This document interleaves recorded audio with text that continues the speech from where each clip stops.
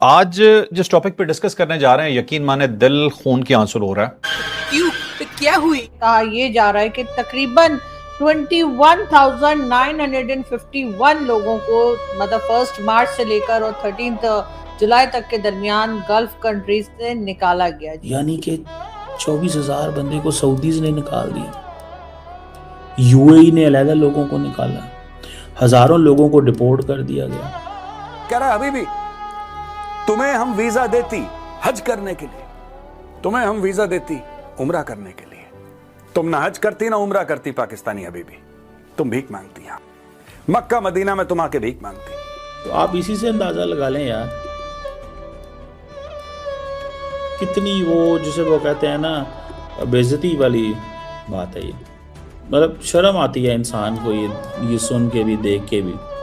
यार तुम्हारे army chief से लेकर, तुम्हारे राष्ट्रपति से लेकर, तुम्हारे प्रधानमंत्री से लेकर, तुम्हारे जो कैबिनेट मिनिस्टर उनसे लेकर, जो कॉमन मैन है, जो रेड़ी लगाता है, सब भीख मांगते हैं। तुम लोग कश्मीर का क्या करोगे ये बताओ। करेंगे देखें कि beggars can't be choosers, please understand that. हमें अपनी कौम का पेट पालना है, खुदा की कसम खा के कह रहा हूं। अस्तगफुरुल्लाह अज़ीम, ये उम्मत का क्या हाल हो गया है। हाय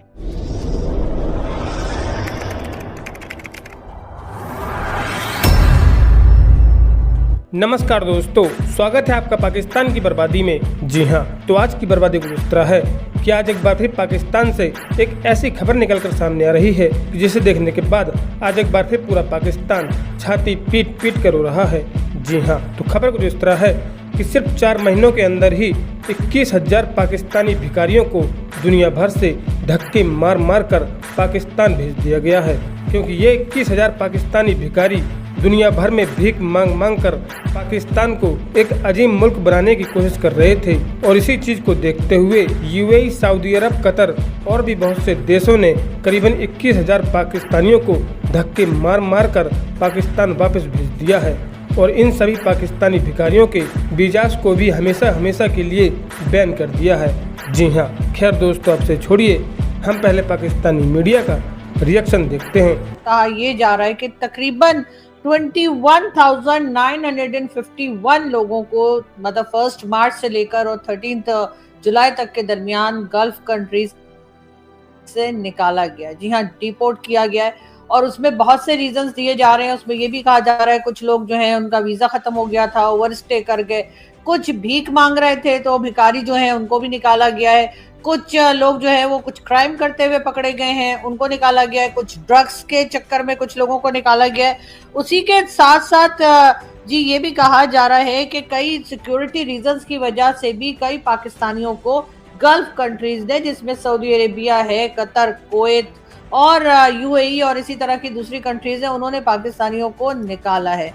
उनमें ज्यादा तादाद जो है वो भिखारियों की है। कम लोग हैं जो ड्रग्स के चक्कर में पकड़े गए हैं या सिक्योरिटी थ्रेट थे या और कोई क्राइम उन्होंने किया था या ओवरस्टे कर गए या फिर वहां पर उन्होंने रुकने की कोशिश की, इलीगल तरीके से वहां पर रह जाने की भी कोशिश की। उन लोगों को भी जो है गल्फ कंट्रीज ने निकाला है। इस वक्त पाकिस्तान में लोगों की जो हालत है और जिस तरह से लोग परेशान है, उसमें हर एक की कोशिश यही है कि किसी तरीके से किसी भी दूसरे देश में या किसी भी दूसरी कंट्री या मुल्क में जो है वो लोग जो है वो वहां चले जाएं और वहां पे किसी तरीके से स्टे कर जाएं, चाहे जॉब करें, चाहे क्राइम करें, चाहे जो भी करें, लेकिन यहाँ से चले जाएं।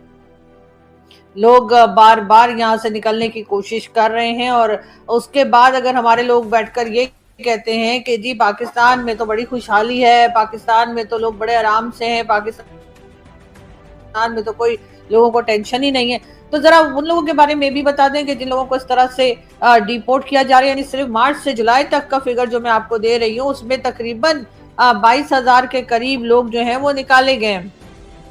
उसी के साथ साथ कई बार हमने देखा कि लीगल तरीके से कश्तियों में या कहीं ना कहीं जो है वो लोग किसी दूसरी कंट्री में जाने की कोशिश करते हैं, उसमें उनकी कश्तियां या उनकी जो बोट्स होती हैं वो डूब जाती हैं, लोगों की जानें चली जाती हैं, लोग मर रहे हैं, अपनी जानें दे रहे हैं।